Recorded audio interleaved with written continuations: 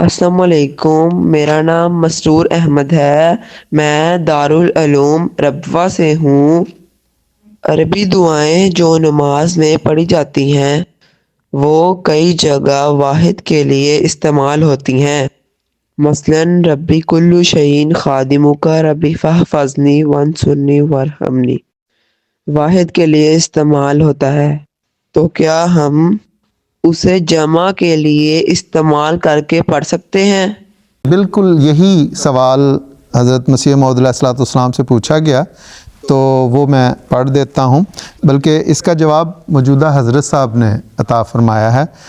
میں حضور کے الفاظ پڑھ دیتا ہوں۔ حضور فرماتے ہیں، یہی اسی قسم کا حوالہ دے کے حضور فرماتے ہیں، انہوں نے سوال کیا تھا کہ کیا جو جمع کی مفرد میں آئے ہیں سیغے اس کو جمع پڑھ سکتے ہیں؟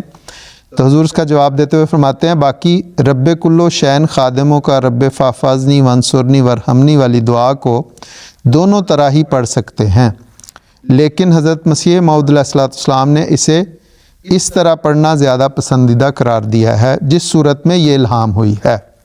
چنانچہ حضرت مولوی عبدالکریم صاحب سیالکوٹی رضی اللہ تعالیٰ عنہ نے ایک شخص کا خط پیش کیا جس میں سوال تھا کہ دعا الہامیہ رب کلو شین خادموں کا رب فافازنی منصورنی ورحمنی کو صیغہ جمع متکلم میں پڑھ لیا جائے یا نہ؟ اس پر حضرت اقدس مسیح موعود علیہ السلام نے فرمایا، اصل میں الفاظ تو الہام کے یہی ہیں، یعنی واحد متکلم میں رب فافازنی میں۔ اب خواہ کوئی کسی طرح پڑھ لے وے، یعنی دونوں طرح اجازت دی۔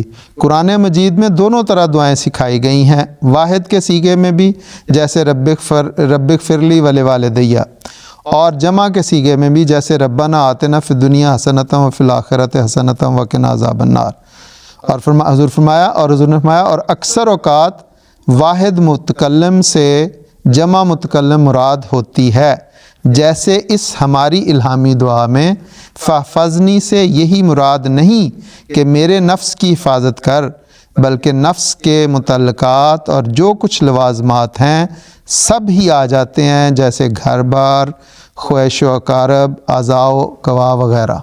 تو اس میں حضرت صاحب نے جو جس صورت میں نازل ہوئی ہے اگر اس صورت میں پڑھی جائے تو بہتر ہے، کیونکہ اللہ تعالیٰ قبول کرنے والا ہے، لیکن اگر کوئی جمع کا صیغہ بھی بنا لے تو کوئی اس میں حرج کی بات ہے۔ لیکن میرا خیال ہے یہاں پہ یہ وضاحت مفید ہوگی کہ حضرت مسیح وسلم نے غالباً ایک جگہ فرمایا کہ قرآن کریم کی جو دعائیں ہیں وہ آپ اگر وہ واحد کے صیغے میں تو اس کو جمع کے صیغے میں نہیں بنا سکتے، وہ اسی طرح ہی ادا کرنی ضروری ہیں۔ البتہ مسیح نے فرمایا کہ احادیث کی دعائیں اگر آپ تبدیل کرنا چاہتے ہیں اس کو واحد کے صیغے کو جمع کے صیغے میں تو وہ کر سکتے ہیں۔ ٹھیک ہے، جزاک اللہ۔